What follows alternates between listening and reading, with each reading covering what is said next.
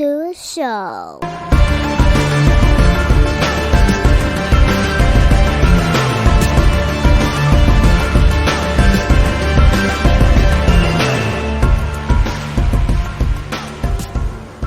What's up, everybody? Welcome back to another episode of Off the Mats Podcast. And this week on the show, I am welcoming back a good friend of the show and guest, Mr. Carlos Cruz. And last time I talked to Carlos, he was competing in Arte Suave and he was a blue belt. But now that Carlos is back, he's got a color change to that belt. So, congrats to Carlos and welcome to the show, Carlos. How you doing, man? Thank you, Jake. I'm doing pretty well. The last time I had reached out to you because I was the blue belt 170-pound Arte Suave champion, and the belt had your name on it, BJJ Wiki. So I was like, "Yo, I have your belt," but I've actually vacated it. I didn't get a chance to defend it, and I got promoted to purple belt. And the next Arte Suave is in November 4th, I think, or around there. And I had talked to Fredo already, and he's thinking that my next match will be for purple belt title. Okay. Someone holds the purple belt title right now, so I'll go and challenge him for it. All right, sounds solid. Yeah, I remember when we had previously talked, and even off air, like in on Instagram, I mentioned like wanting to come out and catch one of the events, and you're like, come out to the July one. That's when I'm going to be competing. And life fell through on my end, so I was like, okay, well, we're probably not going anywhere for travel. Yeah. And then a teammate of mine, he and I kind of discussed possibly coming out for the November event, but he's got a lot going on his end, and then also I know for us here, my wife's like, you're not going anywhere in November because just all the stuff with family and holidays upcoming. So it's like, oh, well, whatever, man. So that being what it is, I will get out there to see one of these events and cheer you all on. But as far as the November 4th event coming up for you for Arte Suave, you're going to be challenging for the purple belt. So is it official? Is it's still kind of a thing in the works? I think it's still in the works. There's no like announcement for it or anything yet, but I spoke to him, and it looks like that will be the next match for me. Okay. I think so for the major tournaments, IBJJF tournaments, I'm going to be making my descent down to featherweight. Usually I compete at lightweight. I'm walking around like at 170, so I cut a few pounds for lightweight. So I think I want to challenge myself, get a little bit more competitive, and do featherweight.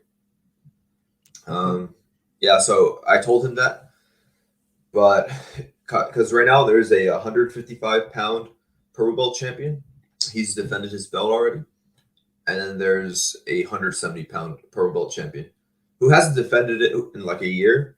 But we'll see which one I'll take or which one's available. Well, either way it goes, I think stepping in there as new blood, for the belt, it should be exciting for the champion and you as the challenger. That sounds exciting.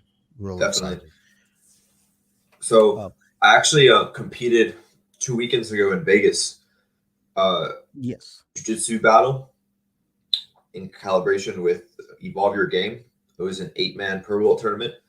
2 people pulled out, so it turned into a 6-man tournament. But it was my purple belt debut. I submitted my first opponent with an armbar, and then I lost my second match. I lost my second match to someone who I've lost to before. He's like 2 weight classes above me, but I felt like, I felt like I could have beat him, but when the time came, I changed my plan up. I was like, I'm just gonna play it safe. I'm gonna pull guard, keep his posture broken, and armbar him. But he was just like he's so strong and so heavy. He just lifted me up with straight back, and then I just like separated, and then yeah, I should have stuck to my original plan, which is just collar drag the fuck out of him, and then create a scramble, and then we'll go from there. So, I got Kimura off of a triangle, but Mm. it was lessons for the next time to always just go in and just fight hard. It's safe, especially when a tournament like that. He's medium heavy blue belt world champion, so it would have been it was a great opportunity to face him again to try and beat him. I've noticed that in your videos, whenever you post, like that collar drag is aggressive. Every Oh time I yeah, see it, I'm like, whoosh, God, good Lord. And again, then that scramble comes up, and then next thing you know, you got the arm, and I'm like, dude, he's got a formula, and and it works. So good on you you. know what? I, Go ahead. Sorry.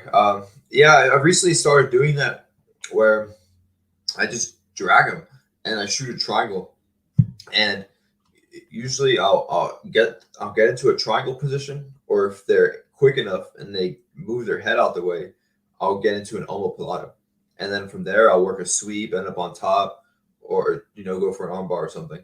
But in this tournament, when I dragged him, he actually I missed the omoplata and I missed the triangle, and he got double unders on me, but I was Mm. able to get back up. So I always think about whenever I would talk to the kids, when I was kids coach, for a short period of time there. And at one of the tournaments, I remember saying to one of our competitors, she's going out there and she's nervous. I'm like, look, I'm nervous with you. It's my first time coaching. So I'm going to tell you what always sticks in my head. You know what you're here to do, you know your plan. They've got to stop it. Just go out there and do it. So, you know, like you said, you change the game plan up at the end, but like say you should have just collar dragged them in and went with it's like, hey man, you I know, know, dang, I played nothing two, wrong played being two. safe. I mean, in that one, it cost me. It was a mistake. Um, I mean, not really. I mean, I pulled. I broke his posture down. I ended up in close guard where I wanted to be, but he just picked me up, and I felt like I had to drop to my feet. And then he pulled guard, and then from there it was a wrap. His grips. He started lassoing me up, um, and it was hard to break those grips. But that's my next things to work on. A priority is grip breaking. Winning that grip fight. Yeah, I get you. That's one thing we in our Saturday class. We were talking before we started recording uh, about now. I'm going to the Saturday classes and I'm loving it. And that's one thing we work on. Is part of our warm up is grip fighting. I know I have a pretty strong grip, so it's like once I get a grip, they're fighting my grip. And I think that's good for the teammates who have to go with me, but it's also good for me to try to okay, they're figuring it out. I got to learn how to readjust. But I think grip fighting is so important to work on, and I feel like it's a lot of times underutilized and just not ignored. But people think, oh well, if they grab onto me, I know I just get out of there. But when the time comes, so much is going on, and if you don't have like a formulated plan for fighting those grips, then you're just kind of in kind of a improvisation, Mhm. land at that point. Yeah, you're falling behind if they have the grips over you. Yeah.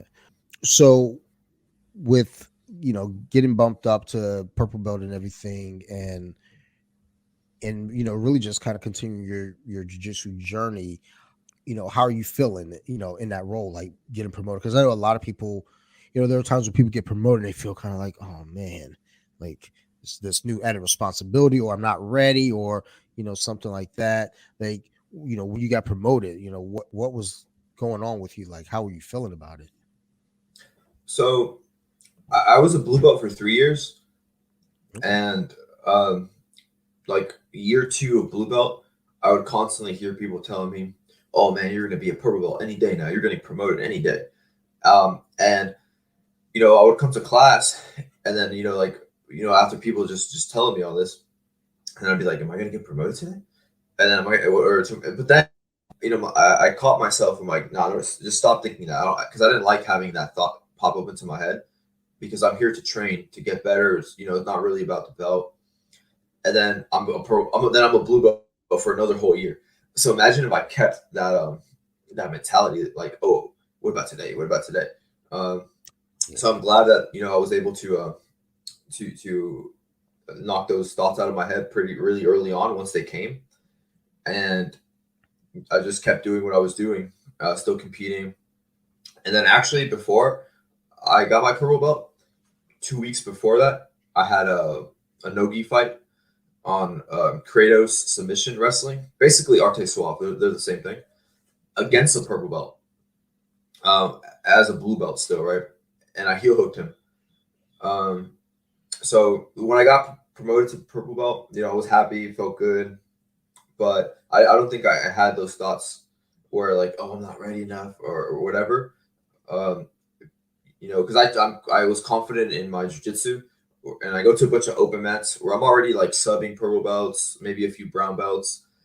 Um, so I wasn't really thinking that. I was just like, all right, let's keep going. But at the same time, keeping level headed. Like it's going to be more challenging. It's going to be, people are better. They're more technical. But other than that, it's just business as usual. Always think about, the promotions. There's some people, again, they get promoted and they feel like, you know, are you sure? Like, should I be here? And then it's like you say, you're a blue belt for 3 years, and you've been, playing your game. You're out there kicking ass. So it's almost like a, huh, purple belt. All right, well, keep it moving. Like, like Yeah, nothing's that's kind of changed. how it Keep was. working. Yeah, Yeah. people messaged me like they were saying, "Oh, when's your next competition? Are you gonna wait a while?" And then that was like the same things I would hear when I just got my blue belt.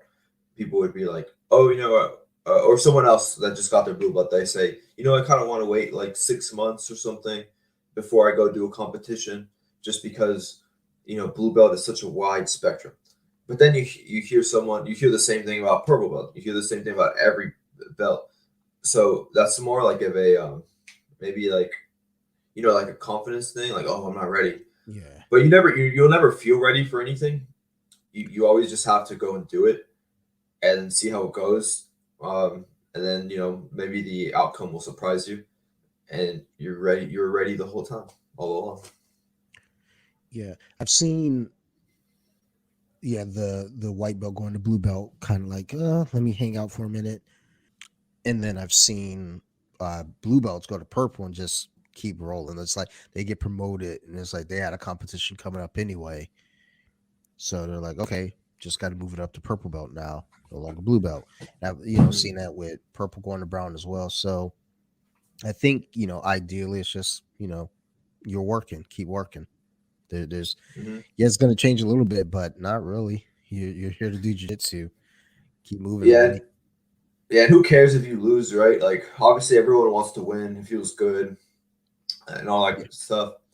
But when I lost my second match in Vegas, I was kind of obviously disappointed in not that I lost, but in the performance.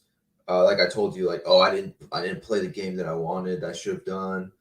But that's how you like even in the matches that I win, so the mistakes will still stand out more than like the armbar. Like I'll be like, oh, I know I can do the armbar, but I want to be able to hit these other techniques, or oh, this wasn't the smoothest. Like I like looking at those mistakes. Um, so I wasn't really too like I was actually I went outside. So some of the people that were organizing the event, they took out like a bottle of Jack Daniels and they offered me a shot. So I took a shot, sat front row, watched like the guy who beat me. and the other guy, and it was an amazing match. It was awesome. I got better watching that match. Good, good. And I always think about, you know, just sitting back and kind of observing at that point. And, a lot of people observe, different ways. It's just like they're just there to watch it, or sometimes people are there just kind of downplaying who they lost to. Is like there's a lot to be said about somebody that goes and watches their opponent and not only say, hey, it was a good match, but also you're absorbing and you're Mm-hmm. learning, like, okay, you know, that's something interesting, or, you know, I'll look into that, just picking up different things. I think that's something that in our community in itself is really big. It's just like we really learn from each other. I have a teammate who every time I roll with him, you know, he brings something new to the role. And that's something for me now to absorb and figure out, okay, either I got to figure out the counter to that, or, after class, like, how'd you do that? Or what were you doing there? There's always something to learn with jujitsu from anyone, really. Even, I know we, make jokes about white belts and whatnot, but, there's stuff that can be learned from white belts too. There's this young lady, I think I talked to her the other day. She said she's been training since March, and she's destructively strong. Like, it's just like I'm not understanding it. But afterward, I sat and talked with her because she just got really good pressure and just she clings. I was like, dude, like, Mm-hmm. where are you picking this up from? She's like, I watch a lot of video. So I spend almost all my time at home just watching videos. I was like, oh, okay. That's pretty interesting because, um, you'll see like, your teammates or some people maybe you don't like talk to too much, and you just go in and train, uh, and not really dissect the role after. But Mm. then, like you just said, like this white belt watching lots of video. So you don't know that just by like watching them or rolling with them, but it just shows like Yeah. their dedication, how much they're really trying to invest their time into this to learn. Yeah. I think that's big because I remember, I feel like I don't think she's been training since March. I think it's been less time. I feel like it's been less time with us. Because I feel like I remember her first class, and it was probably like May or June or Oh, something. okay. It feels like, I feel but like white belts always add an extra month in there. that is I'm, true. I, I'm there. I'm there almost every day at my gym, and then I asked them, "Oh, how long have you been training?" And the guy was like 4 months, and I'm like, "I haven't seen you." For like, has it been here? Like, are you sure? Um, but yeah, like, just having this conversation because I rode with her twice yesterday. The first time, she was standing there and she looked over, gave me the nod. I was like, all right, let's go, kid. And she likes to go for that arm drag and try to get your back. I was like, nah. Look, I know I know you now. You're not. I'm not letting you do that. You got to earn this takedown. Um, Yeah, and it was kind of a stalemate. I wasn't getting her. She wasn't getting me. So I sat the guard and she passed quick. I was like, oh wow. Like, okay, she's about to make me earn the sweep. So yeah. let me go ahead and figure this out. But it was a fun roll. And then the last roll of the day, like, we were the only two without a partner. So I was like, all right, let's roll again. Let's go. Um, and it was a lot of fun just kind of sorting out, because again, the big thing with her is like and it's not like that's like, we say to people, you're strong and you're only using strength. She's not using strength like the muscle things. She's like using her strength at times, like, again, when she's got my back, or she's using it the strength to control, but she's not using it to, like, you know muscle a submission or Muscle out of anything. stuff. Yeah, Yeah, just yeah, putting that pressure on you. yeah. And I think the one time I felt like she was using a little bit of strength, and it was like she was trying to stiff arm me, and I was like, okay, you're not gonna win this one, but Yeah. like you are stronger than me in so many other ways. But either way, It's just like, looking Who at, is this? Who is this chick? Wait, like you're way stronger than you, arm dragging you, taking your back. dude, I don't know. Like, it's that's the weird thing about it too, because it's like, look, man, I'm not going light on you because you're a female. Like, trust me. Like, I'm playing my game too, but she's playing her game better right now. And Yeah. as a white belt, she doesn't have a whole lot of, you know, tools in the toolbox. But again, her saying, she watches a lot of technique videos online, and she's in class all the time. So it's like, you know, obviously, she's there for jujitsu. She's not like, you'll see some people, they'll come in, do the trial, and you can already kind of almost gather the folks that aren't looking to stick around. They're like, I'm gonna try it out because it looked cool. Oh, I didn't think it was gonna be this. Why is this person, mounted on my stomach? Why are they climbing up? Now their knees are my armpits, you know, or this person is attached to my back like a backpack. I didn't think this what jujitsu was all about. And then they don't show back up.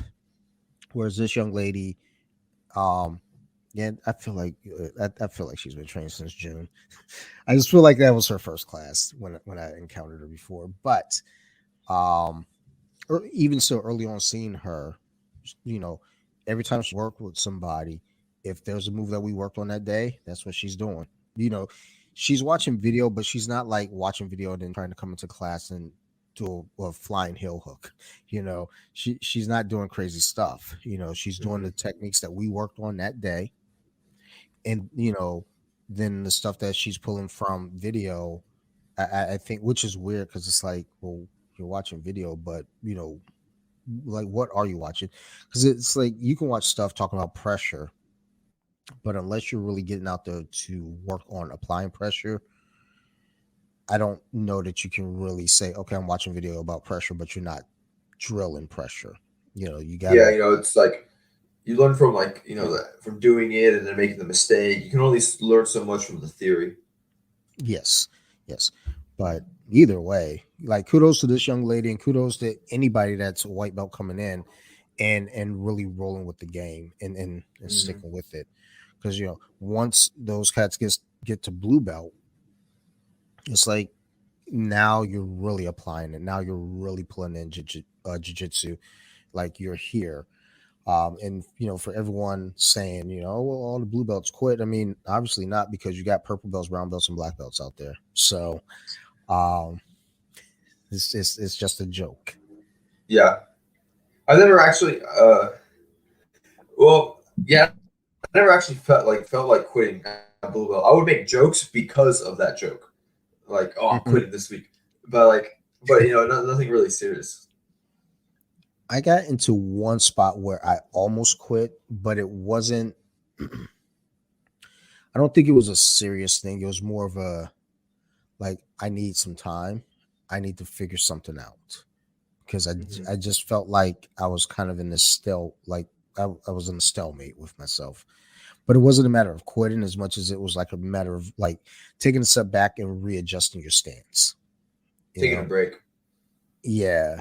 And the only issue is, though, is like, I was, and I guess I did kind of take a break, unbeknownst to myself.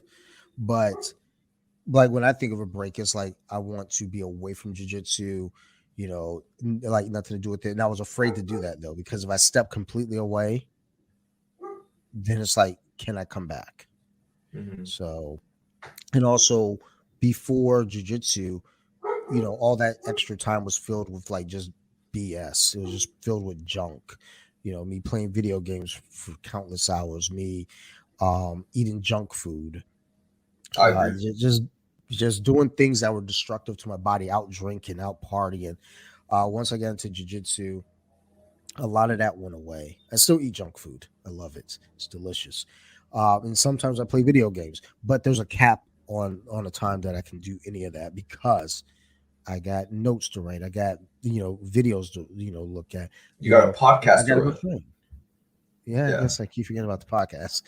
Um, well, because for the podcast, I'll record like a bunch of episodes in like 1 month, and then just kind of slowly put those out.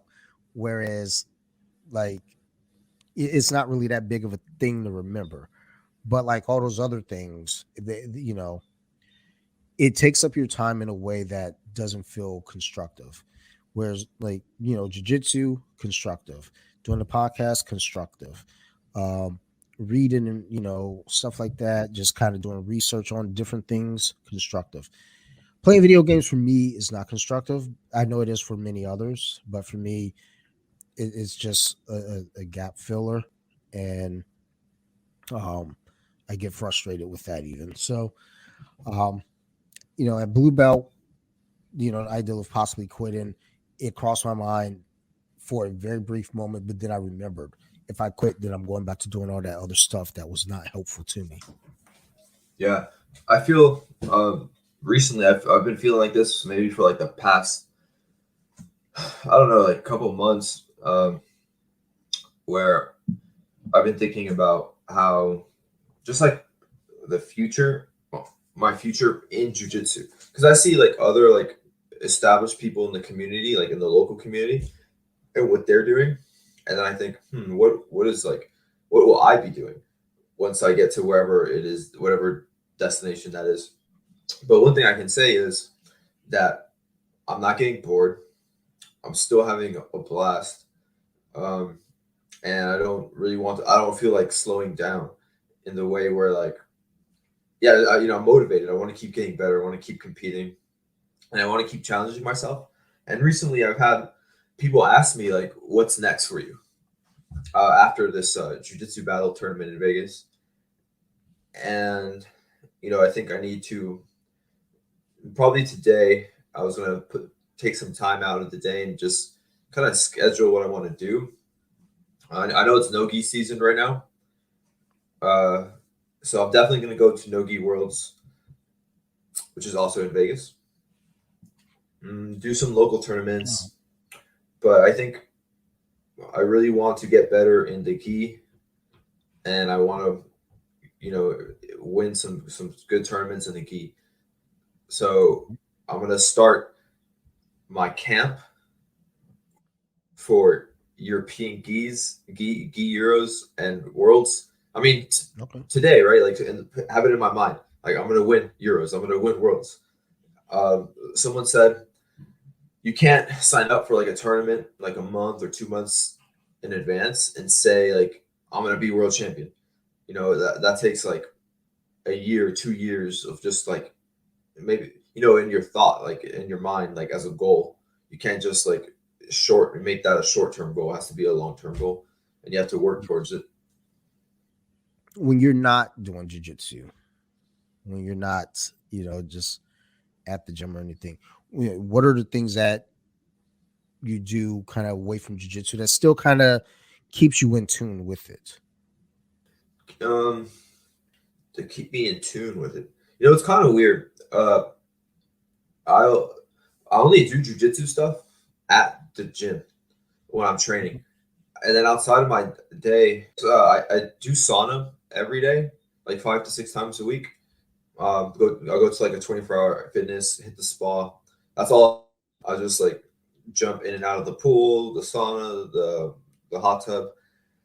But as I'm going about my day, I guess my mind is on jujitsu, thinking about some roles I had, some techniques, some goals, things that are coming up. Yeah, so I guess I'm always kind of like in that frequency of jujitsu. Even when I'm doing like, I'll still like if if I'm out with some friends or doing other things, I'll kind of like not think about it. It's more like when I'm by myself, Yeah. where like in the sauna, for example. I like going in there with no phone, nothing, just like a watch, and try and be there for like 30 minutes. That's where I'll start like that's where when I'm by myself, my mind starts gravitating towards jujitsu. Okay. I always wonder about, you know, other grapplers, what they do away from the mat. And again, you have some people that just as soon as they leave, they go right to sit down and look at stuff on YouTube. You got some that are reading jujitsu books, Yeah. and I always wonder, I always think, it's like, it's one thing to be in love with something, and to, always want to be actively, you know, engaged with it. But it's like, at what point is that, is there a need for a break from it? Or, do you have like a healthy balance? It sounds like, you have a solid balance, away from the mat. I mean, obviously, it still translates because you're out there kicking ass on the mats and everything, and then coming away from it, it's like, okay.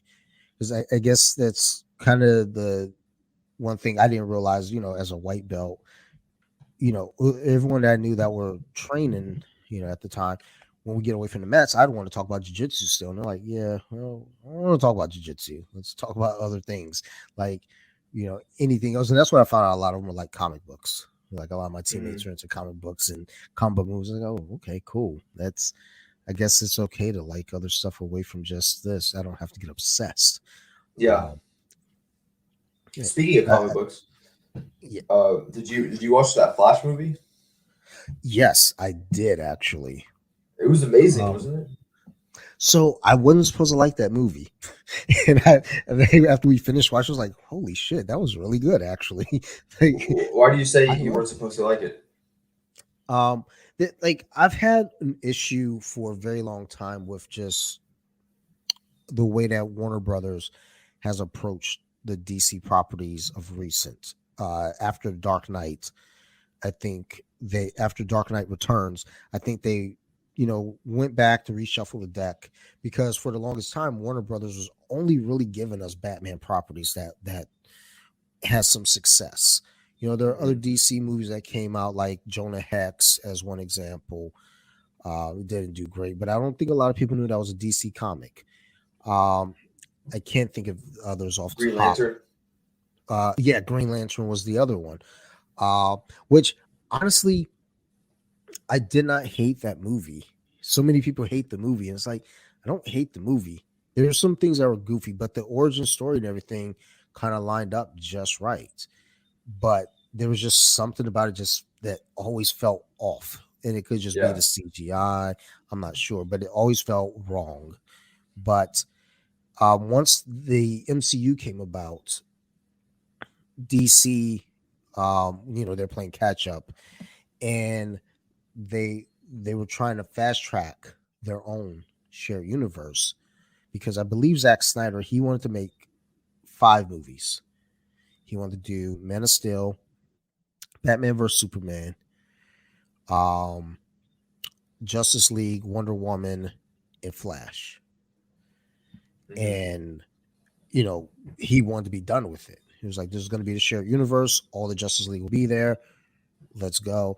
And Warner Brothers was like, "Well, no, you got to have an Aquaman movie in there. We got to put Suicide Squad in there. We got to put a Batman movie in there. We want to do what Marvel did, and we want to do it now."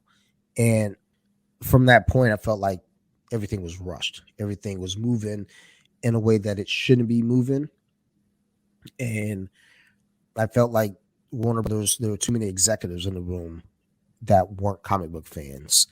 Whereas with the MCU, you had more fans working behind the scenes on the projects, and they gave some care to the characters.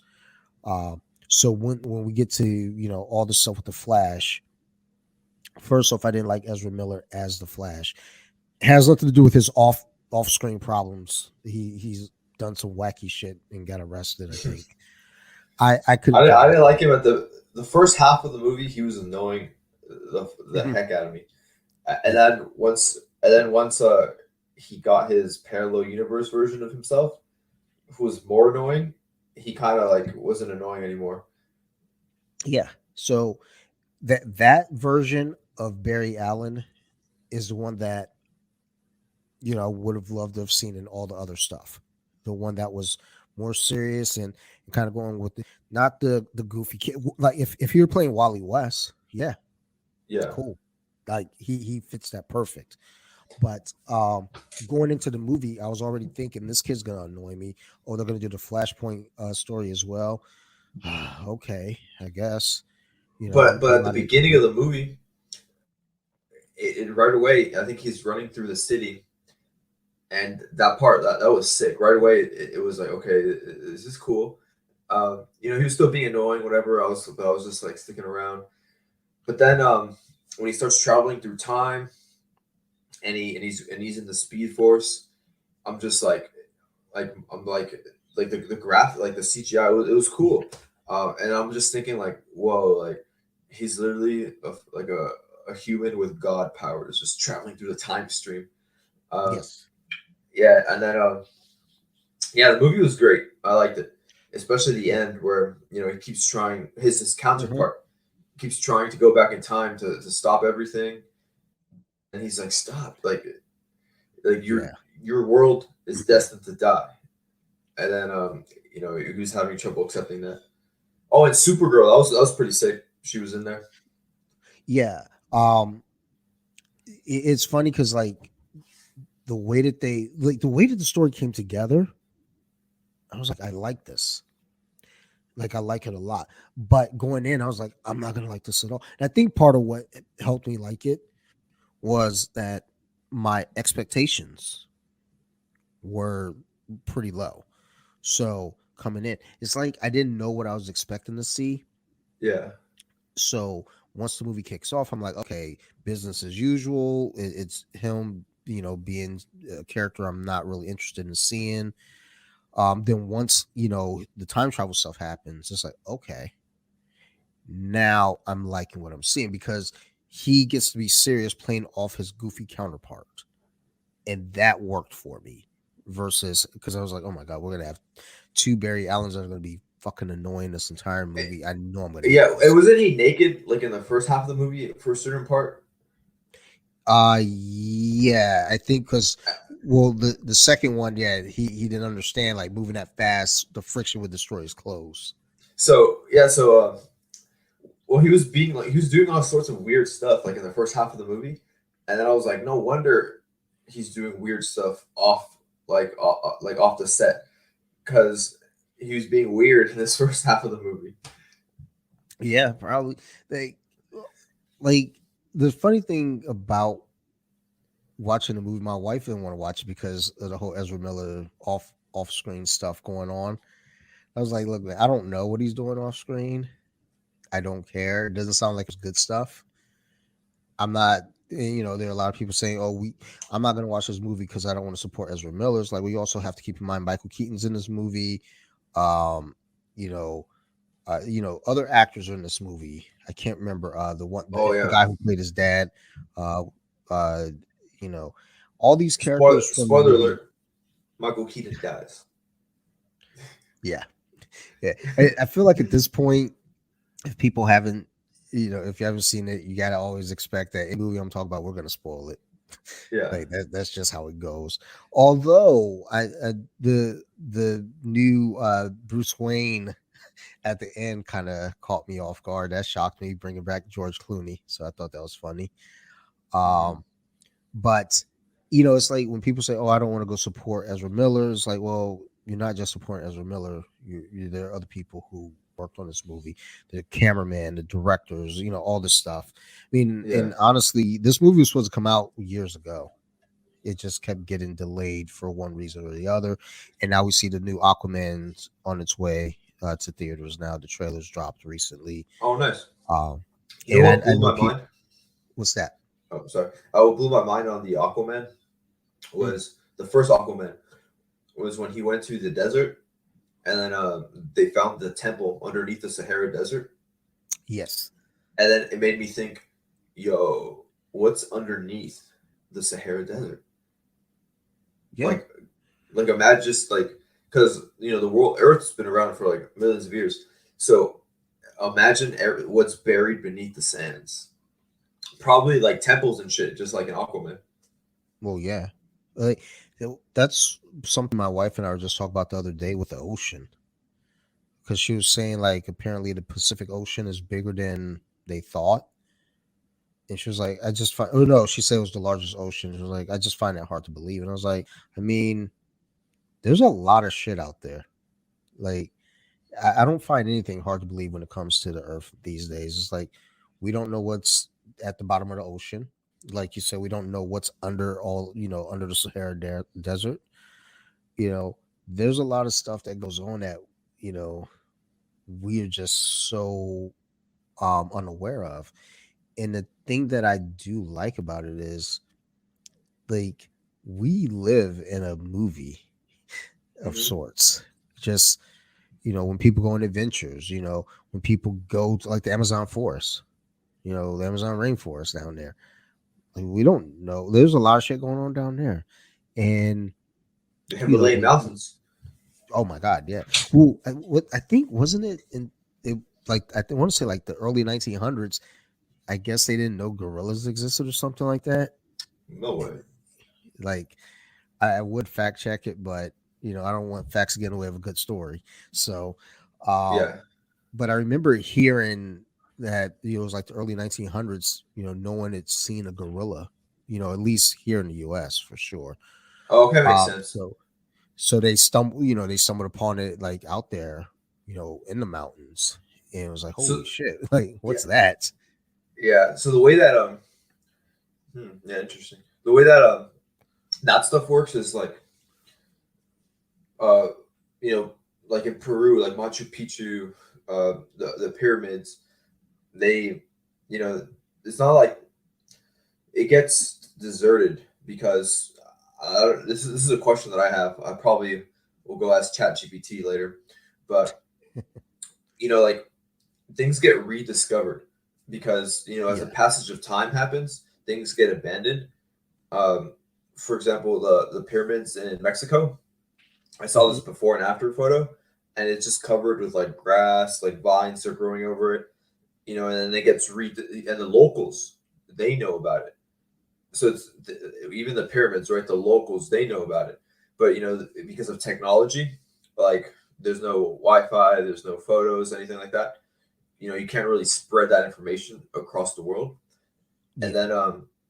then as travel and innovation happens, then oh wow, look at the pyramids, and then that's where the term rediscovery comes in, where they can share that information with the new world, with new people who've never seen it before. But the locals, they for sure know about it. They're just they're not telling anyone. So that's kind of like the same in like the Himalayan mountains. It's like a huge mountain range, like Nepal area, where they say that there's this. Have you heard of the drug soma? Soma, No, SOMA. I don't believe I have. So there's like a pharmaceutical drug that's for like ADHD called Soma. We actually don't know what it looks like. We don't know. We suspect it's like a plant compound or something, but they say that only like the locals, like the native people from the Himalayan mountains, they know where to find it and turn it into this hallucinogenic drug. That's kind of like similar to like DMT and whatnot, but Mhm. it just goes back to a well kept local secret that the rest of the world doesn't really know, but they hear rumors about, but we just don't have all the details. Yeah, I think what you said there, definitely, checks out an idea that, yeah, lots of things are, known to the locals. Especially when you look back in time too, when you go further back before um, internet and stuff like that, or even not even just the internet, but just quicker communication, whether it be phone, whether it be television, whether it be anything. Um, I sometimes think about that too. It's like, I talk to a lot of different people because of this podcast, from various parts of the world, and I ask questions because I've never been there, so I'm always curious about, you know, the ecosystem over there, things like that. Like, I had a young lady from Australia as a guest on recently, and my daughter is obsessed with Australia. I'm not sure why, but she's obsessed with it.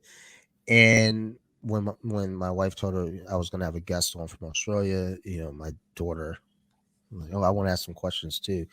It's mostly questions about animals. But that's the thing, is like, when you look at a place like Australia, if we didn't have, like the knowledge that we have now, as far as like using the internet, or, you know travel like that, we wouldn't know that those creatures were there. So could you imagine hopping up, off a boat onto Australia? You see a fucking kangaroo. Yeah, You're like, what is that? And why do I want to ride on its back right now? Or an emu, yeah. I feel like with the internet, we're really desensitized just to like a lot of beautiful things in the world, like because we see or we got Animal Planet, Discovery Channel, and it's always going to be dope. I've never seen a kangaroo, I don't think, in person. Probably, I think I have seen a whale. Just these huge animals. Like I don't know, like it's hard to because we see everything online. So like, oh, a lion. Okay, what else do we got? Oh, a giraffe. Okay, let's next animal. Next animal. When Yeah. you know there's like in person, you can't really get that experience. Well, yeah, it's like thinking about the animals that, like, the Michigan is known as the Wolverine state, and they're University of Michigan, the Wolverines, go blue. Um, but from what I understand, for whatever reason they call it the Wolverine state, but Wolverines have never lived in the state of Michigan. So then the question becomes like, well, where does that even come from? Has it maybe people long, long, long ago, encountered Wolverines? I don't know. From what I understand, it's a Canadian critter anyway, but Oh, the Upper then yeah, Peninsula, that like, makes that's sense. attached. So it would make sense, further up north. But it's like I think about armadillos. I've never seen an armadillo in my life, not in person. So I mean, and I'm in Maryland. Why would I? What Um, animal would you want to see in person, and you could touch, you could pet, but and it won't kill you, hypothetically? um, huh, probably an ostrich. I think you can pet an ostrich. I don't know. I don't know, man. They look like they look evil. They look like they would Yeah, probably can't pet an ostrich. So, if I knew I could get my hands on one and just pet it, I want to. I think I put a question, or no, I did. I put a question, or yeah, I think I put a question up on Instagram the other day, asking like if you could uh, grapple with any animal, what would it be? And my one friend Danny Patrick said he would grapple with an ostrich. I don't want to do that, but I would like to pet one. they have no He says, hands or arms. yeah, well, then he was talking about basically they're dumb and you could choke them easy, and I was like, I guess that just doesn't seem fun. Like I'd want to grapple with the animal that's going to give me a challenge. I would And grapple a monkey, not a gorilla, yeah, a monkey. ooh, like that. Yeah, that'd be a challenge. Oh, I don't know, man. Well, maybe a monkey. Not. Well, there's different sizes of monkeys, right? Not Yeah, like true. I wouldn't want to grapple like a small monkey, maybe like a medium sized monkey, Hmm. like half the size of me. I mean, yeah, like I worry about apes. Period, and mainly because of chimps. Like they're little monsters themselves, and they're Yo, just I all heard that beautiful. in India. I saw this news article thing where they're becoming a problem. All the monkeys Hmm. because they're just like running amongst the city. So some of the citizens, the local people, started killing some of the monkeys. So the Oh monkeys wow. they came back and got revenge. They take dogs and they'll take them to the top of like a building and just drop them. Oh, I did hear about that. I did hear Yeah, about like them taking dogs and throwing them off of high like platforms. That's I'm telling you, they're a problem. They're little monsters. These things, apes. But I love the Planet of the Apes movie series though. So, um, we might turn to but that in the next 100 years. maybe. I mean, the way that movie kind of the first one of the new series, the way that it kind of comes about, it makes sense. It's like they're trying to work on an Alzheimer's drug, and it wasn't working for humans. It was actually working for apes, though, making them a lot smarter. But people were getting sick, Hmm. and then they started kind of dying off, and the apes started kind of COVID. Yeah. thriving. So, yeah, that's I exactly think. what I thought when COVID hit. I was like, oh no, Yeah. it's time. I think it was Planet of the Apes. James Cameron. No, Michael Bay. Uh, so the newer ones, I don't. Oh, here's let me see here. So I know Tim Burton did a Planet of the Apes in the early 2000s with Marky Mark. Um, but I don't know who did the newer ones. Let me look here real quick though. I'm looking it up too. Perfect. You're probably a lot faster than I am at Matt this. Reeves. Yes. Yes. Uh, So I think that like those movies, like Planet of the Apes, Interstellar, mhm. Avatar, those are like we watch those movies and we're all like, oh my, like oh like what a great movie, and then that's kind of it.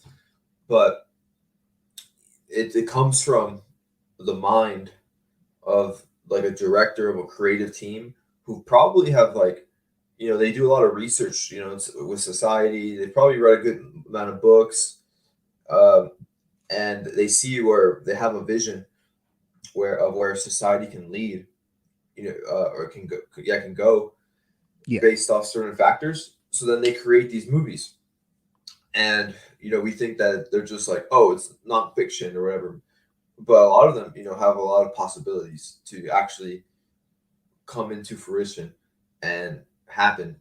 Maybe there it'll take but at the end of the day, right, we're only in one point in time of all of the history of the earth, Yes. so anything can happen. Like Like whenever I look at movies like Planet of the Apes or Interstellar or Book of Eli is yeah, one that I always really Will cling back Smith is in to. that one, right?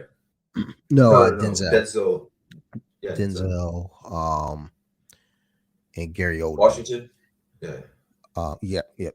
When I look at a movie like that, and you think like, I guess what happened in the movie is like everyone ended up essentially going blind. There's like the nuclear war, I believe, and it shined bright and blind most people. There's still a lot of people that can see, but um, think about that because sometimes wonders like where are we going as a world. There's always so much turmoil, and then when you get to that point of like kind of a dystopian world, a dystopian future, like COVID for a minute had me worried Hmm. because you start thinking it's like how are people going to start behaving. People start like acting out because they think, oh well, it's a lawless world now, like I can go do whatever I want, and that's where things can become problematic in that sense of are you prepared? Are you prepared to fight? Are you prepared to survive? Um, and that's just one portion of just like thinking about movies, becoming reality. Then when you take it to the animals and stuff, again, you look at something like Avatar or you know yeah, I guess I haven't seen the new one. My wife watched it. I think she I haven't enjoyed watched it. it either.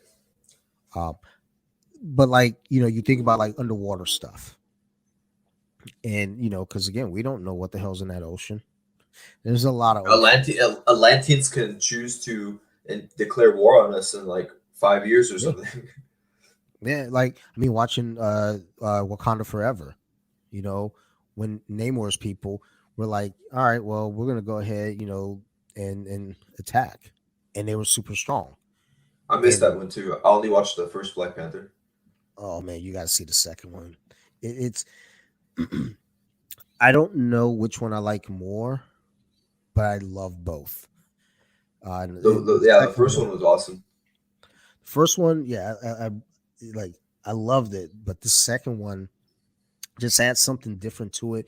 And you think without Chadwick Boseman, You think like, oh man, how are they going to pick up the pieces? I think they did the best that they could do with what they had, and it worked out. Mhm. Just one sec. This is mucus buildup that's kicking the shit Oh, out it of me. is. So, do you have tea tree oil?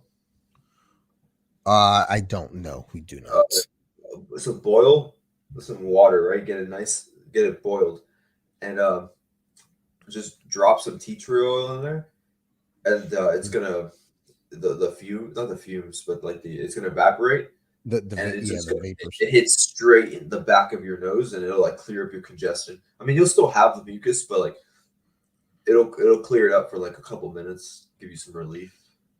Yeah, that I have something. Some Vicks. This thing I put in the shower, and the vapors like fill up and just clear all of it out.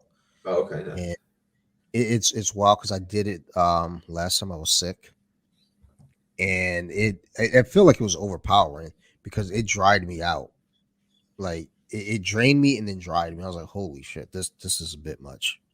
Yeah, So just I've try been the tea careful to tree. do that. Last night I had banchan, the Korean food, Okay, yeah, yeah, yeah. and it was like it was super spicy, but not only that, the food was kind of hot, right?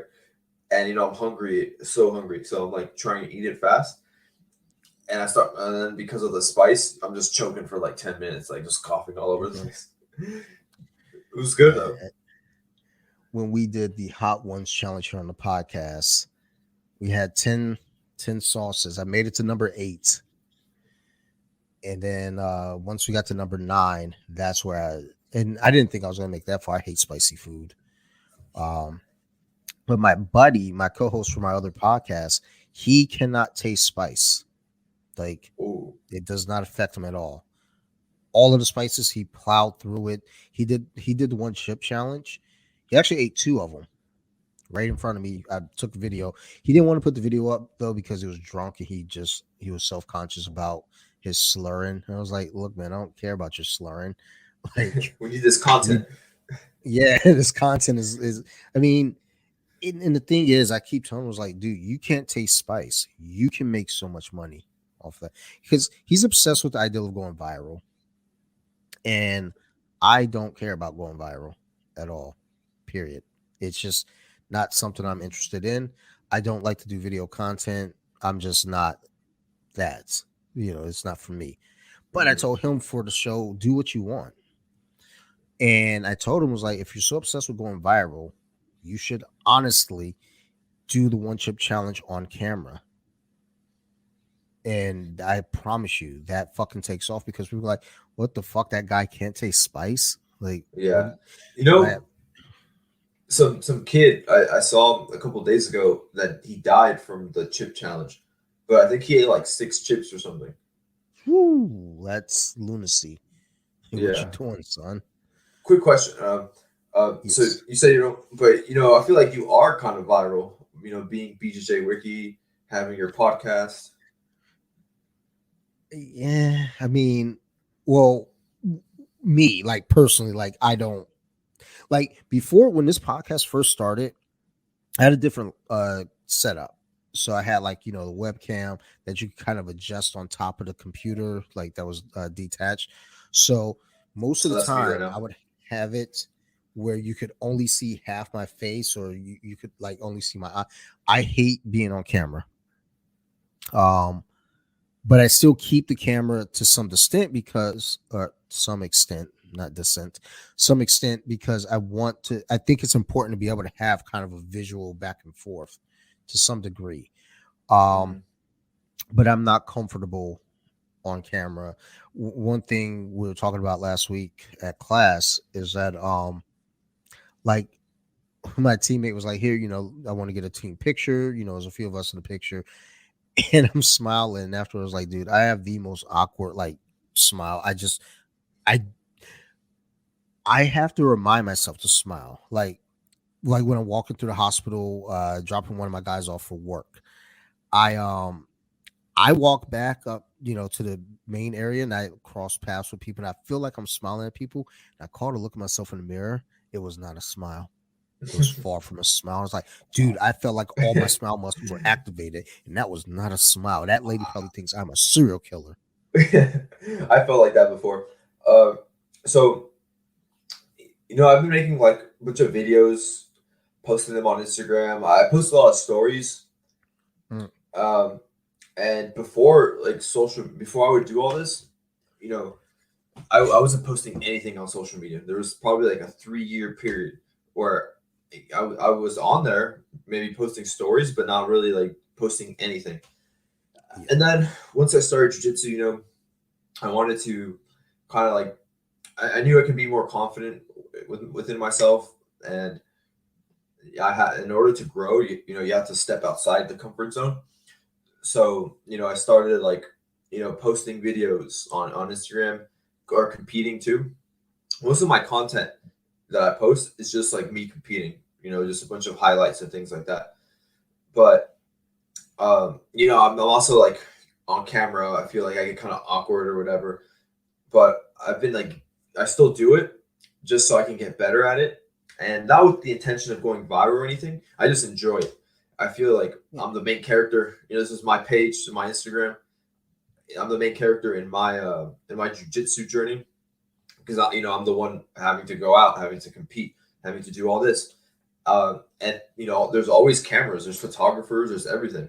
So true, true. so you have to like kind of, I guess, like not prepare for it, but just know that it's there. And now it's like when I go to like for my competition in Vegas, um, you got to, I'm like practicing with like, okay, when I win, what should I do? Because then you see sometimes people like, they have their own, that video game, like you like, and I play Destiny, so I'm gonna use Destiny for an example. Yeah, When you like, you dance on them, you taunt them or something. So hmm I feel like a lot of athletes that have good showmanship, they have something at the end. I don't really have anything yet. I just throw two fingers up in the air. um, sometimes that's all it takes. yeah, but I'm working on it just because it's like it's fun. It's a new skill that I'm developing. Being comfortable on camera while performing. I think for me, I feel like there are times where I'm like, I think I do a good job at avoiding, like like you said, there are cameras everywhere, so you're not going to really avoid them. But I feel like I do a good job at like not acknowledging them. Mm-hmm. So like at work, there are cameras everywhere, like non, just at every point, which is fine. At the hospital, there's cameras everywhere. At the golf course where I take my guy to do his internship, cameras everywhere. And I do a good job, I think, at just not acknowledging the existence of them. Now, for me, and I'm also, I think generationally as well, it does play a little bit of a difference just because, like, I'm 45. So I'm kind of in that weird middle gap where I grew up without the internet, but I was young enough to experience the internet in its infancy and kind of grow with it. And that also kind of goes along with, YouTube and viral videos and things like that. So when it comes to, that kind of content, I was always aware for myself of wanting to avoid it just because there's a discomfort with cameras for Mm-hmm. me, period. But I've always felt like it also there's this thing of perfectionism for me. So I'll see a video and like looking at your scenery right now, you could do a review video, no problem. It'll work and it feels like it fits. I would sit here and do a review video and I would stress and be like, maybe I should change this angle. Let's see. Let's get here. No, no, no, no, no. Let's get here. No, no, no. Okay, let's move the camera here. And I think that's a problem I actually have also with jujitsu though, with Mm-hmm. doing techniques. I want to make everything so perfect. And if I can't do it, then I stress out about it and then I freak out. Meanwhile, if I do it in the middle of a roll and it's not perfect, And I'm like, damn, dude, that it sucked. And the coach was like, but you landed the move. So like the fact that you drilled it this much, you knew when to do it, your body control was good, da da da. And it's like, and I think about that when it comes to content as well. It's like there should be more content that I should do as far as videos go. But then I also feel like I would stress myself out a lot more trying to be perfect with these videos Yeah. versus So just being myself with these videos. yeah, adding to that, uh, some of my teammates at the gym, sometimes I'll have them like I want to make like a video. I have like maybe two or three like videos, like talking videos on my Instagram. I need to make some more, but I ask for their help to help film, and I'll be like, no, this is all off. Get this angle. No, do it like this, and then they'll be like, I'm done. I don't want to do it anymore. And then I'll be like, nah, it's okay. You know, you're like you're not a videographer, right? Nothing, because if you think back to like a movie, you know, Mm, they how many reshots do you think they do of a scene? oh, Hundreds of them, tons. maybe. Right? So you know, and then you don't want to be too extreme like that. So you know, what I thought and my thought process has been like, okay, this is good enough. 7 out of 10. I'll just drop the video. I won't be good at it today. Won't be perfect today. Hopefully, 3 months from now, when I make another one, I'll get better at it, and the video will be better because you know we post something, or in my case, I'll post something. Not anymore, but you know, at first I would post something and then be worried like, oh, like this is off. This looks weird. But now I don't really care about any of that. I can just drop a video and not even worry about like who watched it. You know, I will look at like the data insights just for like a data standpoint. Um, Sure, sure. but other than that, I'm not really like beating myself up over it. But then that's a skill that you develop. It's not something that you can just like have the first time. Um, and I actually do want to make a review video. Maybe I think this week, just like reviewing my match, my tournament, Yeah. um, and we'll see how that goes. So keep a lookout for that. Will I do. need to pick a scenery.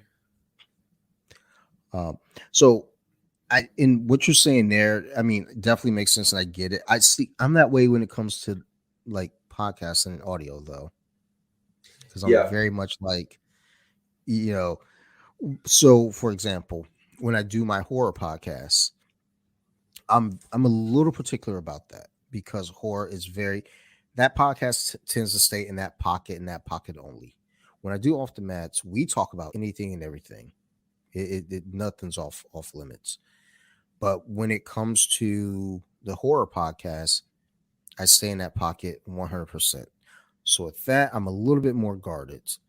When it comes to off the mats, I do any kind of episode. I'll do episodes on mental health. I did an episode with a coworker who's in a polyamorous relationship. So we sat and talked about that.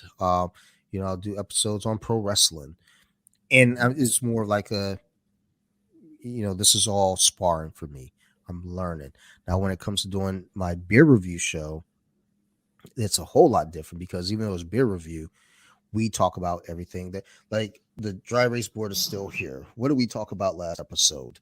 NFL week 2, UFC 293, Ashton Kutcher and Mila Kunitz and Danny Masterson and all that stuff going on with the stuff there. Hmm. The trans athlete in the BJJ match. We talked about Urban Legends, the movie, Get Out, the movie. We talked about 9/11. You know, so it's like with all those goofy Sounds like a things, good it's like podcast. it. I got to cut it in half because we went 4 hours and we should not have ever gone 4 hours.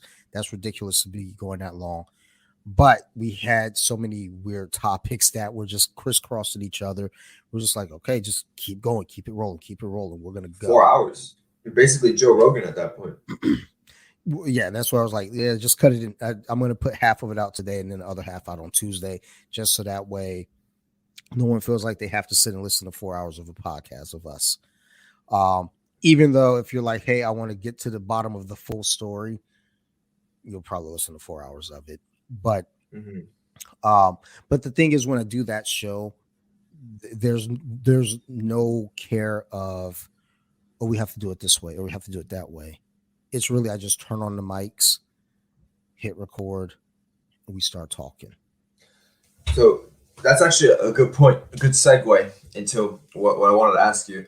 So All this right. morning, actually, I was like scrolling on Instagram. You know Gary Vee? Yes. Yeah, right. So he had this post that says, um, if you don't have like a podcast, let me see, it's probably his most recent one right here. Yeah, I think I know what post you're talking about. Oh, you saw it too? Yes, I believe I saw it. Oh, yeah. So yeah, here it is. Actually, no, there's too many posts. But he was basically saying that we're in 2023 right here when content creators still haven't started a podcast in 2023. Yes. And then I'm looking at that. I'm like, dang, should I start a podcast? And then you see all these people in the comments. Even I've heard people in person say, "Oh, there's too many podcasts. People shouldn't have a podcast." But then that's just like I feel like that's kind of like you cannot have a podcast. You don't have to listen to mine. At the end of the Yeah. day, we're all creators, right? Like in whatever we choose to create, not necessarily like with a podcast or social media, just in general, right? Like a carpenter creates, a web designer creates, that type of stuff. Um, so I was like, I would be cool to have one. So what would you recommend would be the first steps to get started? So I can kind of go down the path that I like, paint that path out. First thing I did was get equipment. Well, no, the first thing I did was get the ideal, what I wanted to do. Um, I actually started jujitsu because I wanted to start a podcast about MMA, but I didn't want to have that podcast going and not know anything about jujitsu. So I ended up going into jujitsu thinking, okay, this is going to just supplement this podcast I'm going to start. And I ended up not doing the podcast that I wanted to do. Fast forward 4.5 years later, I think, something like that, 5 years later, I'm sitting there and I was like, you know what? I think I want to try this podcast thing again. And I think I want to talk about jujitsu, but not just jujitsu. I want to talk to people who aren't like Gordon Ryan, Craig. I don't want to talk to like big names. I want to talk to regular everyday folks about their jiu-jitsu journey because that's a voice that's never heard. Mm-hmm. It's always the big names that are heard. I want, the regular everyday voices heard. So that was my premise, was regular everyday folks um talking about jiu-jitsu, talking about life. So that's the first thing I started with, was the ideal, what I want to do. Then for me, I gave myself an initial guest list because I didn't want to have a co-host, because having a co-host was going to cause for me, I don't want to say problems, but you have to work around schedules. You have to, work around the schedule of your co-host plus the guest. So it's like, I'm just going to do just me, just a guest. Let me make a guest list now. Let me reach out to people who would be interested. So I contacted several of my Instagram jiu-jitsu friends, and most of them were on board. I had one that said outright no. They just didn't feel comfortable. Another person who kept saying yes, but then flaking. So the base was ideal, what you want it to be about, and then once I got the ideal, then came equipment. Um, and then from that point, really the biggest thing is just all your preparation. Ideal, equipment, guest. What kind of Um, equipment? so for me, I ended up, I don't even actually have the equipment anymore. I got a mixer. I actually have two mixers right here. One of which is no longer in use, and the other one is kind of a full timer. So I got one of these little things. Um, plug my microphones in there, plug my headphones in here. Has like a little soundboard, so if I want to have sound effects to the show, that's available to me as well. And that this here I think was 150. Um, and then microphones, I get like little cheap microphones off Amazon, like I think like 15, $20. Nothing special. We don't here at the Off the Mats podcast, we do not spend a lot of money on things. We are cheap. The microphone that I'm using now was given to me from a friend, and so that also works too. Like I've lucked out and run into a lot of those situations. Now, if you're using your laptop, or that's probably ideal as far as like stuff like this, what we're doing here for streaming. But you can use your phone. You can this little mixer here actually has where you could put a memory card in and just record onto the memory card and then do whatever it is they do with that. I don't know. I use the memory card slot to put sounds on because I like having a soundboard. From that point, like I said, the biggest thing was just like kind of preparing and organizing all my thoughts, getting things in order, because the way that I've done things in the past, it was just kind of like jump out there and swim. You'll figure it out. But with the podcast, I did make like a list of like when I would record, when episodes would go out. The big thing to me was consistency. The one rule that I made to myself for all three of my podcasts: never miss an episode. Because if you have people that listen regularly, if your episodes come out on Monday and they listen regularly, they're going to be looking for it on Monday. They may not listen to it on Monday. They might listen to it on Tuesday or Wednesday. But seeing that it's there, you know that it's there for you later. That's a big rule. Podcasts I used to work on before, Nerd Rage Radio, they've been going for my kid's 7 years old, so they've been going for about 8 years, maybe 9 years now. Never missed a week. I just think that's very important to always consistently put out your content. That's why I try to get episodes kind of piled up beforehand, so that way I know I have something available. And even with you and I think we discussed recording possibly last week. Mm-hmm. And I was like, oh snap. Okay, let me reach out to Carlos to see if he's still available, because I needed you for tomorrow's episode.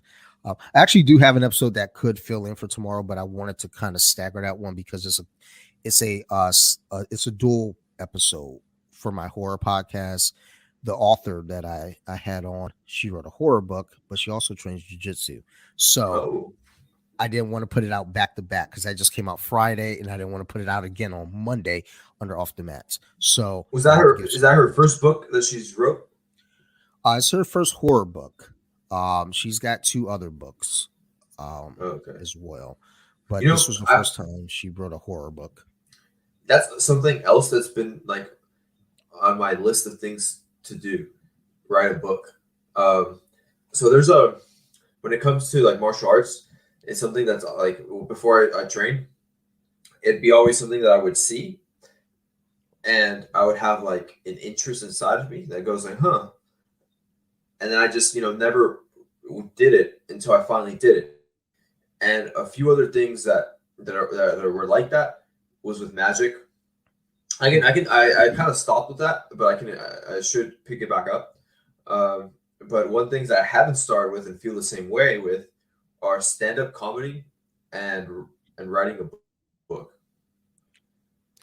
Yeah, like writing a book, and I used to write, and there are times where I'm like, I want to go back to it.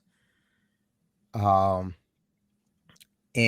talking with my teammate who wrote the book, and just kind of listen to the process.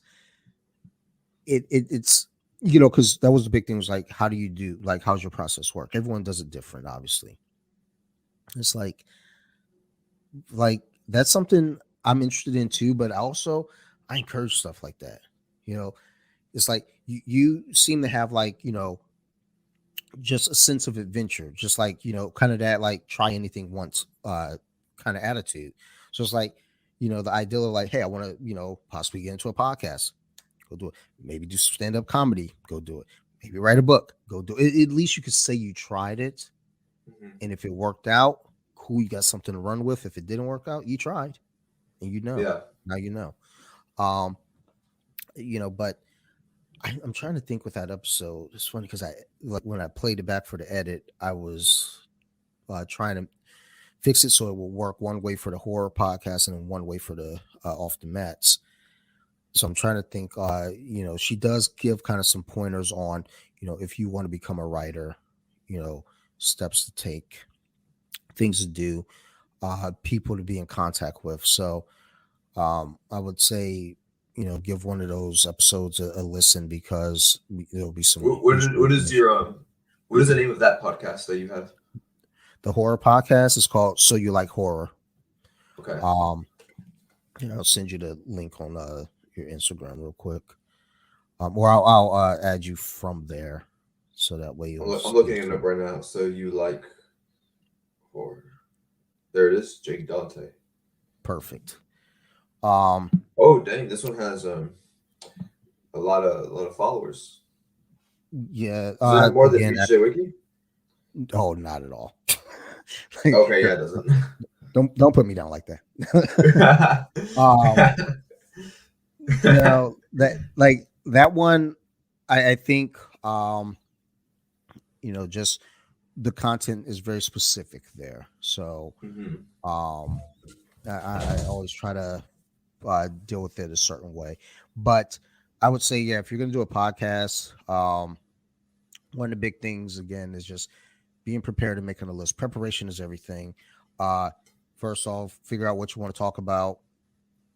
Second, figure out if you're going to have guests. Make your guest list in advance so that way, like, I didn't think I was going to get past 2 episodes because my second guest was the one that kept flaking on me. So I had to shuffle the deck and scramble for people at the last second. And mind you, I was doing this weekly, so it wasn't even like I was smart enough to understand to do like, several episodes in a week to have them spaced out. I was just waiting each week to talk to people. So Mhm.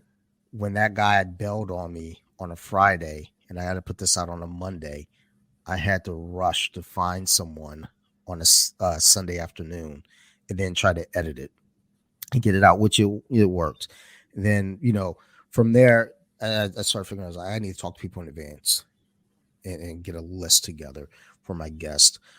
But yeah, if you need to use a platform, I would say use Spotify for podcasters because that's where you're going to launch everything from. And then um, I think the biggest thing following all of that would be just kind of promoting it. How you promote it? Do you have your own dedicated Instagram to it, or do you kind of piggyback off what you already have? Um, and, there's a lot to it, and that's kind of how Off the Mats Instagram came about. Is I was like, well, I already have BJJ Wiki, and I have enough followers there.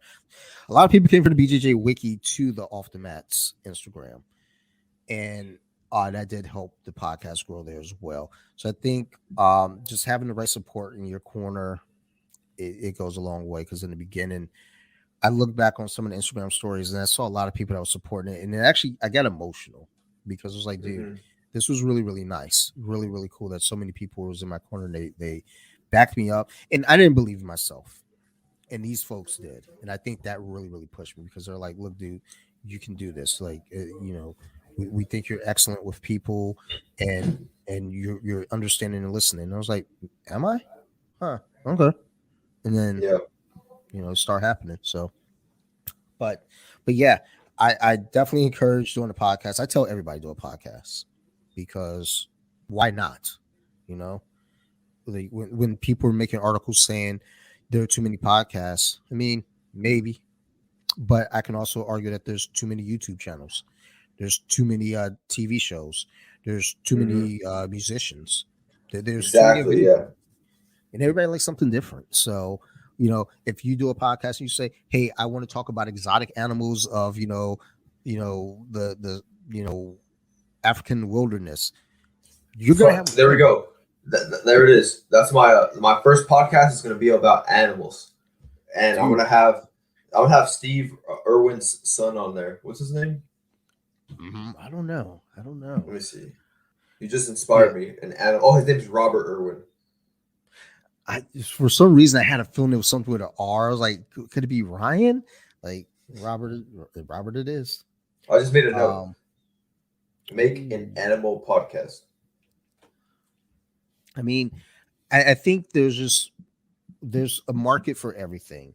Um, it's like when you look at what things people are interested in. When my buddy and I we did the Colompton Beer Club, it was supposed to be the Colompton Social Club. That's what we started as. And he was like, "Well, I think part of our issue is we don't have like a dedicated like what this show is about. But we drank beer every episode and we reviewed them as well. So it was like, let's call it Beer Club." And I was like, "No, we got to keep Colompton. Mm-hmm. Colompton is our brand." Like, and people are like, "Well, what's a Colompton?" It doesn't matter what a Colompton is. We're Colompton. And what Colompton really is we grew up in Columbia, Maryland. We like NWA growing up, and they're from Compton. So we're gonna mesh the two things together, Colompton. Mm-hmm. Um, and he was like, let's, call it Bear Club then. So like Colompton Beer Club. And we pick up more followers, not as many, but at least it's a dedicated thing now. And we get people giving us beer suggestions. We get people, you know, commenting on like some of our ratings of the beers. Uh, and that's just the thing. It's like at the end of the day, whether people are there to say, like, if you listen to a different beer podcast and they're very serious and they're like, look, we're drinking this beer and blah blah blah, and they talk about all the ins and outs about the beer, kudos to them. That's amazing. We don't do that. We drink the beer. You tell me the percentage. Oh, that's a 9%er. Ooh, that's good. Yeah, I'm going to give you a high score because you're going to get me drunker faster. But in between all that, we're also going to talk about Scientology, Ashton Kutcher, Danny Masterson, uh, movies, uh, throwing balloons in the air as kids and getting pen pals from it. That was a really risky thing to do in the 80s, but whatever. And Shakira, we just have fun with it. That's what Happens. that podcast brings. Yeah. Little sneak peek for any viewers who want to check that out. I usually tell people don't check it out because we don't intentionally try to offend, but from what I understand, some people who thought, oh, this should be a good listen, came back and they're like, you guys are horrible. Like, how are you the same person? I was like, I don't. I mean, I'm just having a conversation with a friend, so we have just fun. some open minded free thinking. Yeah, I mean, and that's how all my podcasts are. It's like you're gonna get my honest opinion on anything here. Like, you ask me something, I'm gonna tell you how I feel. If you feel a way about something, I respect the way you feel. But if you say, how do I feel, in conjunction with your feelings, if I disagree, I'll just tell you I disagree. But I'll be nice about it. I'm not gonna be like, if like, I really love the movie, um, the Joy Luck Club or whatever the fuck. And I'd be like, okay, well, that's cool. What I didn't really fucking get about it was I didn't understand this, and that. And I'm not saying it was a bad movie. I'm just saying I didn't get it, so it wasn't really And my I cup don't of fuck with tea. it. Yeah, but so many people will crucify you for not liking something they like, and I'm like that. What's the problem with me having my own opinion? I don't like it. Like I remember I had a friend. I'd never seen the TV show Archer. I have now, and I love it. But I remember a I friend love of that show mine. too. She was like, she said something from the show. I was like, what? She was like, from Archer. I was like, I've never seen Archer. She was like, what? Are you serious? How have you never seen Archer? This is the greatest show ever. I was like, okay, settle down, bitch. Um, but yeah, so I guess kind of how this all comes back to base is do a podcast, Carlos. I recommend it. Like, Um, I gotta start it. and and also keep in mind to never be in a rush. Hmm.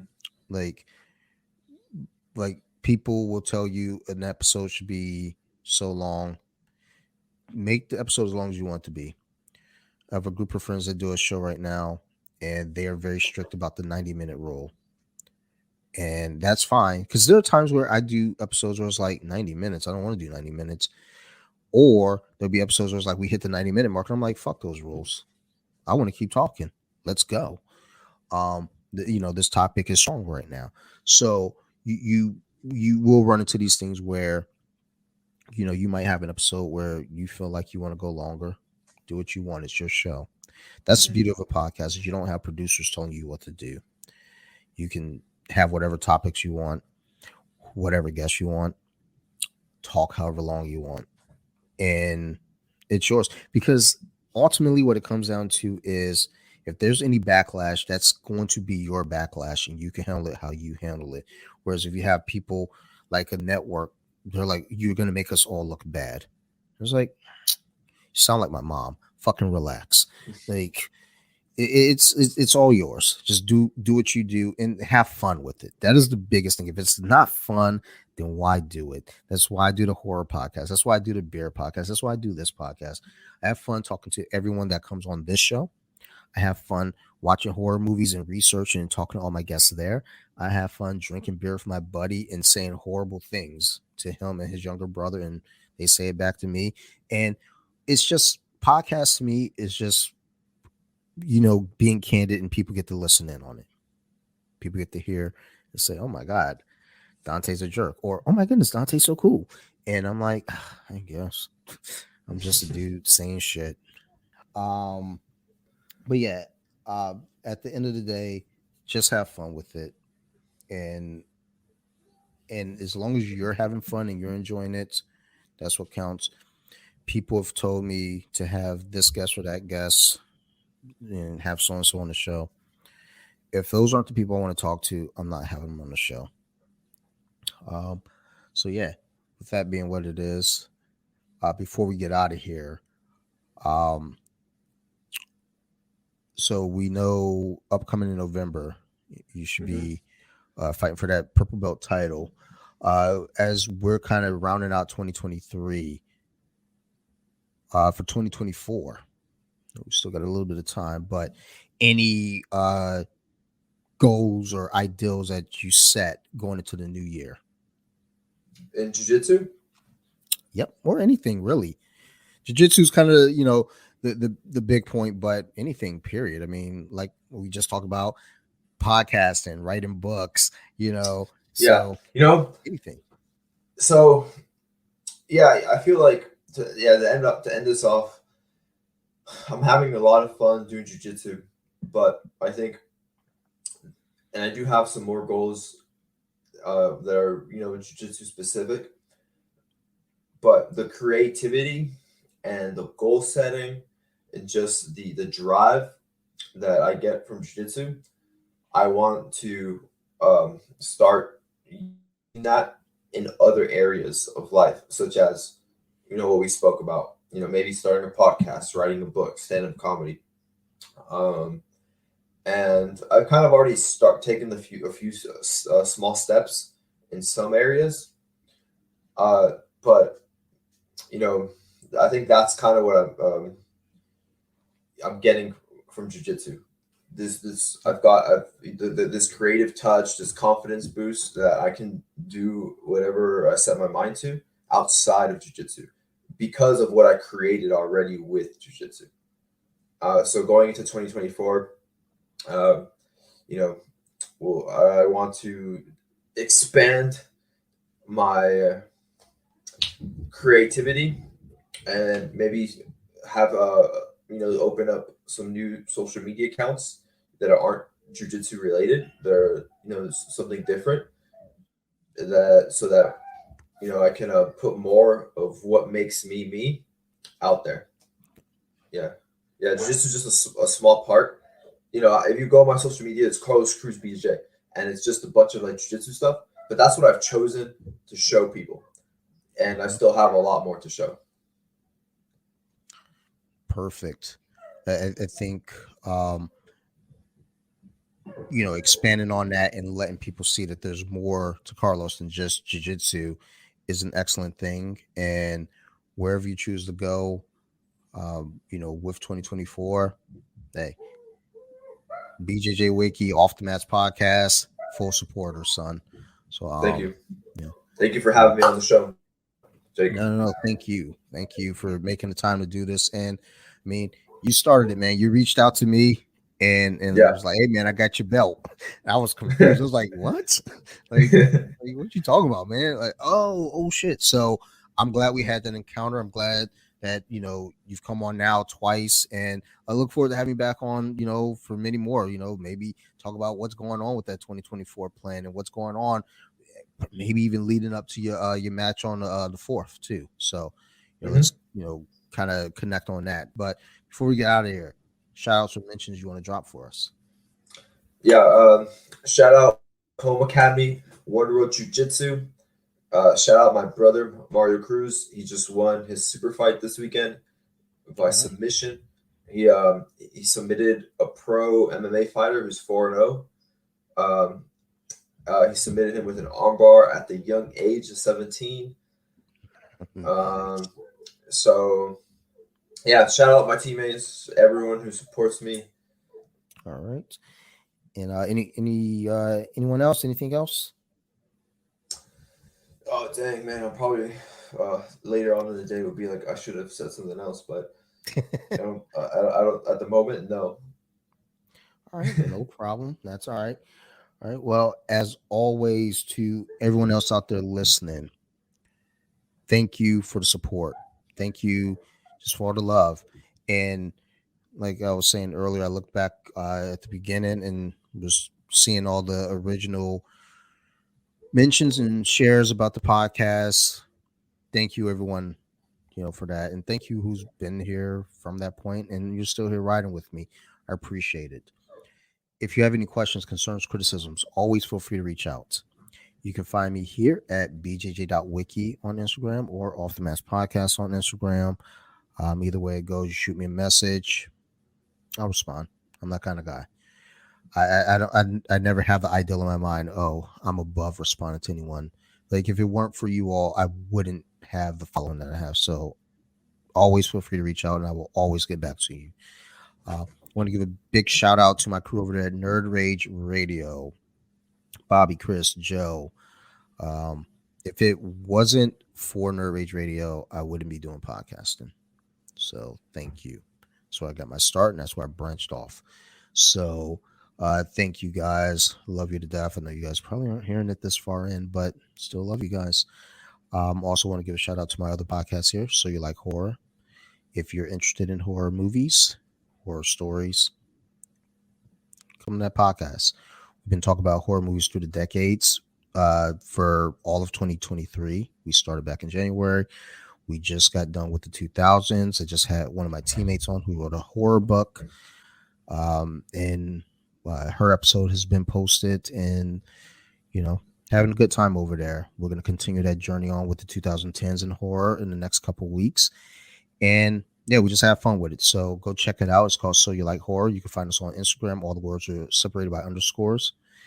And then, yeah, that's all we got here. And last but not least, big shout out to my guest here, Mr. Carlos Cruz. Go follow him on Instagram, Carlos Cruz BJJ.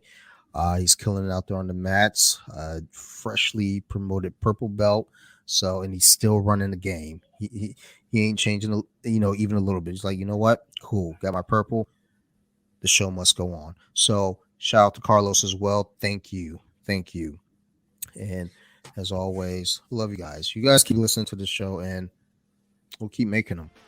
Thank you, everybody. And bye.